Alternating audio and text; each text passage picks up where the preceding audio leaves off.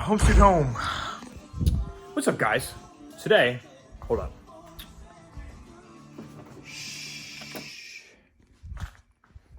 In this video, we are going to be finishing the CB650. Lots of stuff we're doing in this video. We're going to be, I don't really remember because I filmed all these videos like a month and a half ago, and I just now got it done. Cleaned out the gas tank, made new side covers, fixed some stuff.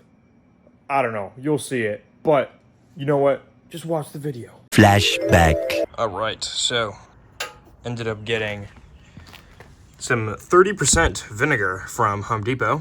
30% for a gallon. This is about a 5-gallon tank. So you do the math, 6% technically if we fill up the entire thing. I'm probably not even gonna fill up the entire thing. I'll fill it halfway, put the cap on it, and then swish it around. So I've got the petcock in the bottom so it doesn't leak out the bottom.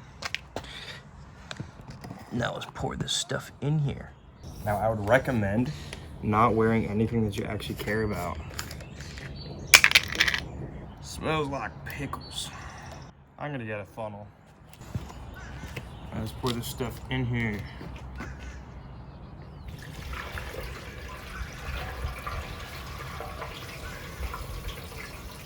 And let's make sure we ain't leaking anywhere.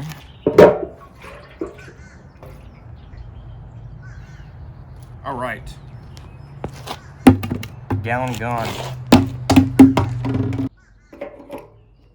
Put the lid on. Give it a good swish.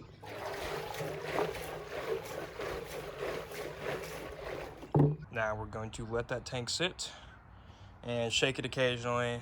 Every 5, 10, 15 minutes, shake it so it coats the upper side, so it's not just sitting on the bottom side. All right, while that tank is sitting and soaking, I'm gonna try and make some custom side covers. Now I have some sheet metal I have set aside, and then I'm also going to take some cardboard, use as a template for this, kind of match it, align this triangle contour. There's a bend right here, and a slight bend right here. Everything else is kind of straight. So we'll see if I can make something. All right, so I've got none other than the Frosted Flakes box. I'm going to use this cardboard as a template. I also have a template. Theoretically, I can just slap it right on there. It'll be a relatively close fit. Roll the time lapse.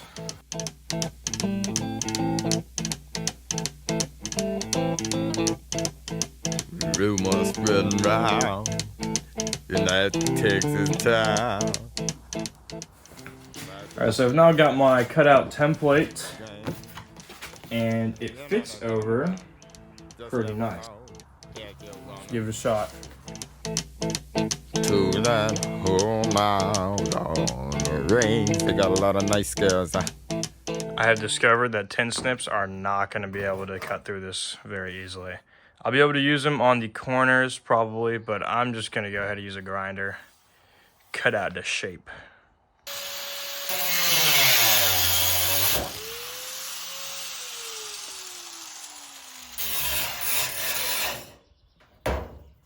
As you can see, I'm very unskilled with the grinder.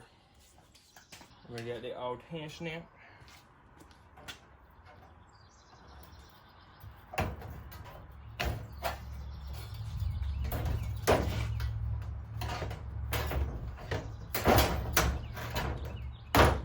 Let's go test fit it. All right, here's our piece. First, I'm gonna trim off the little corners and such with my tin snips. All right, we got the basic shape. Pretty sure it goes like this. That looks kind of sick. All right, I'm gonna clean up my edges now. Get the shape in. Yeah, I'm ready.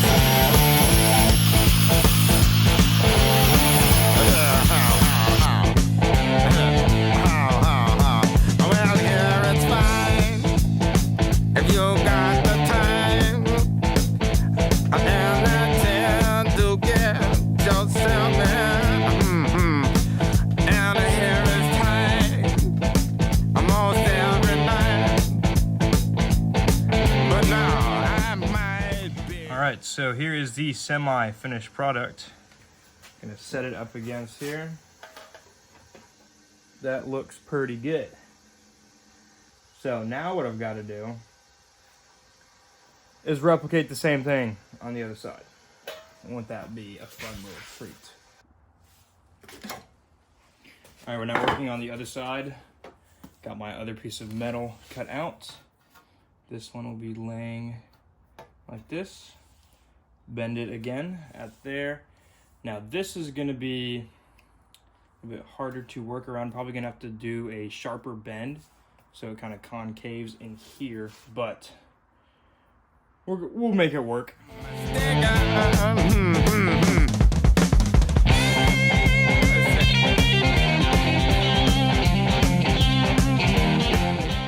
We're gonna test the fitment with the seat on it. That looks pretty good. Let's go see the other side. That looks pretty approximate. Maybe more like that. Yeah, it's pretty good. Now that I've kind of made these, and I really don't know how I'm going to fasten them onto the bike, I'm gonna hold off on these for a second, and I'm going to go ahead and put the lower handlebars on this bike.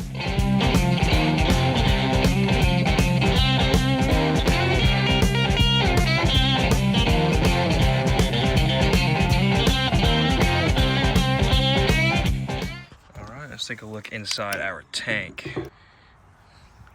Oh, would you look at that?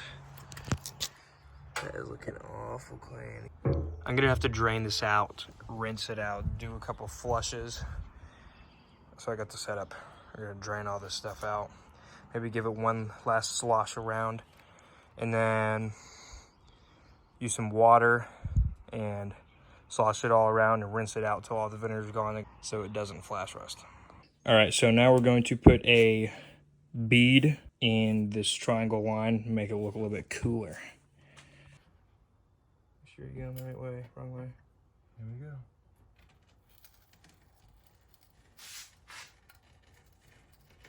It's not doing anything.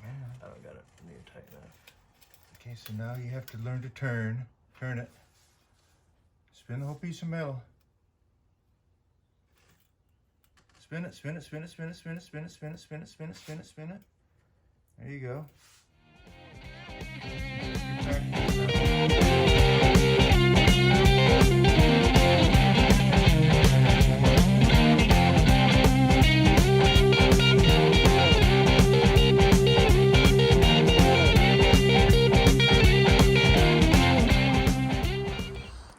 So here's our side cover after a little bit of customization.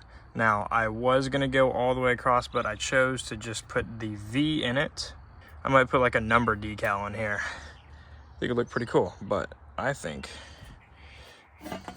this might even look better than the originals. Now, I also see it is a little bit orange in there. I rinsed out the vinegar with water, and then that didn't seem to work. It left a weird coating in there. So I ended up putting some degreaser soapy solution in with some water, shook it around, let it sit so I could get rid of that vinegar residue, and it seems to have done the trick. So I'm gonna let this fully dry out and then put some gas in it, and we'll see if we can move the bike. All right, here's a little better final product. We've got just standard, they're just like body push pins. Something like this. Focus. Got it pushed into the original mounts. I think the V turned out pretty good. I think it looks pretty good with the bike. Gotta get some paint on it though. All right, we're now gonna go ahead and paint this. Got some wax and grease remover. Oh, shoot.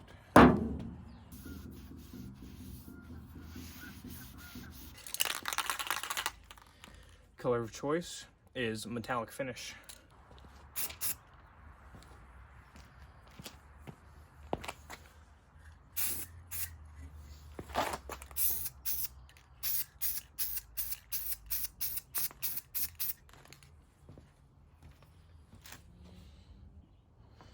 All right, I put some gas.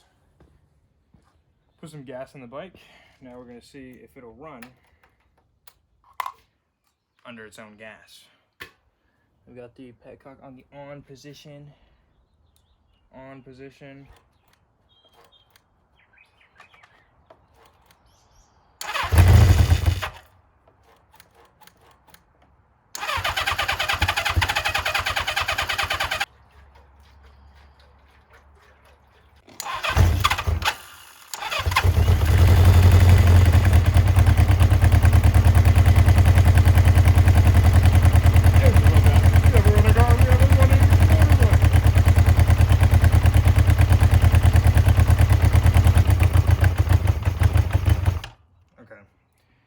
So that's an issue.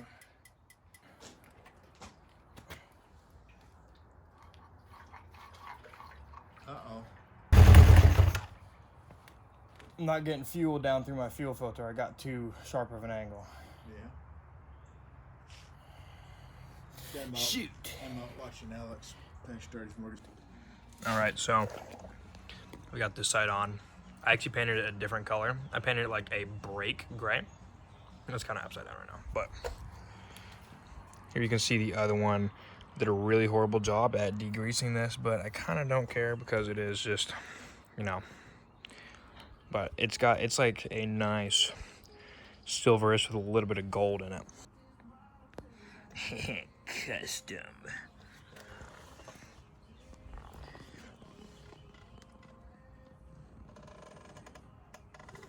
A little B-roll shot.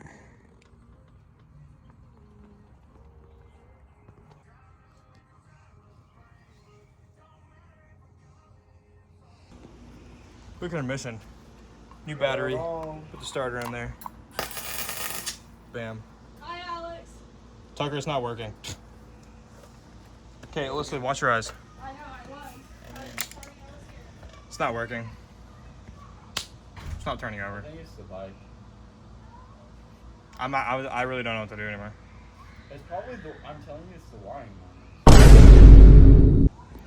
All right, guys. So, Hold on. Tucker's over there welding his bike right now. Well, bad ground. I put them back over. They're right there. Tucker, they're right over there. Tucker, they're right there. Tucker, they're right there. All right, so been messing with this thing for the longest time. Okay, you know, I thought I had a bad starter. Rebuilt the starter. No point in doing that. Got a new starter solenoid. No point in doing that. Got a new battery because the old one died, and I think I had a dead cell already. I don't even know how that happens. But so we're reading like 12.5 volts. Battery's good. Push the button. Nothing happens. So I'm like, well, that's not good. But if you do a little bit of renting and renering, a little screwdriver and go blink, it starts that way. And then if you push the clutch in and press the button, it works. So now we got to figure out why this isn't working. Figure out why it would. All right, now we're gonna go ahead and put the gas tank on, try and hook everything up, see if we can get a start. Alright, so I can't find any of the hose that I was using, so we're just gonna use a test. Alright, you know what, screw this. There's way too much gas coming out of this thing. Alright, intermission once again. No. Alright, so this thing's been running for like 3 minutes off of just the flow bowls. I don't really know, well, how, but yeah. Let's go check out Tucker's weld job. Yeah, look at that. All right, so a little bit of engineering, not really, but basically I've just tried to redo the whole fuel system going down into the car. It's got some bigger hose and some clamps, and it's kind of level enough to where I actually get fuel flow, and my carburetors aren't leaking yet. So we're gonna start this thing, wrap everything back together, and maybe take it for a test drive. All right, so put the starter in, rerouted the wire to the starter solenoid. Still probably need to make this a little bit better, but gonna tighten the oil pressure gauge or sensor, I guess, because it's pretty loose. Wrap these wires up so I can put this cover on, and then there's a cover that goes on top of the starter as well. And then put the seat on it. They're all for a spin. All right. Gas on, key on, this. Oh, now I gotta pull the clutch in.